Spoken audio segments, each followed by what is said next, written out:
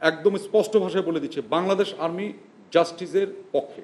আমাদের গুম সংক্রান্ত একটা ন্যাশনাল কমিশন করেছে, কমিশন কিন্তু কমিটি না, it's commission, is one of the highest, এবং আন্ডারে জাস্টিস, রিটায়ার্ড জাস্টিস, এবং এখানে আরও 4 জন মেম্বার আছেন।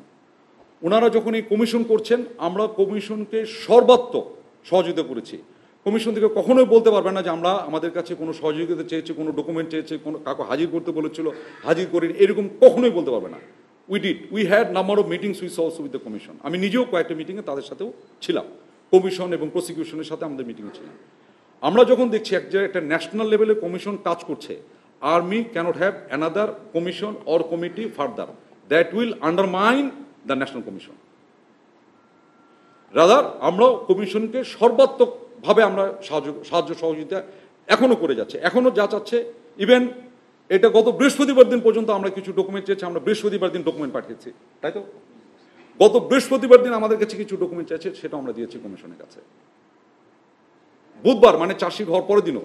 তার মানে আমি বুঝতে পেরেছি যে আমাদের এই কমিশনকে যেটুকু হেল্প করা, ইভেন বিচার প্রক্রিয়া আমরা অবশ্যই করছি। তার একটা জরুরি বিষয় একটু বলে নেই, এটা হয়তো আমার প্রথমে বলাটা আমার উচিত ছিল। বাংলাদেশ আর্মি একদম স্পষ্ট ভাষায় বলে দিচ্ছে বাংলাদেশ আর্মি জাস্টিসের পক্ষে। যেটা জাস্টিস হবে সেটার পক্ষে আমরা থাকবো। ইনসাফ, নো কম্প্রোমাইজ উইথ ইনসাফ, কাম হোয়াটসো মেবি। জাস্টিসের পক্ষে আমরা অবশ্যই অবশ্যই স্ট্যান্ড ফাস্ট এবং দৃঢ়।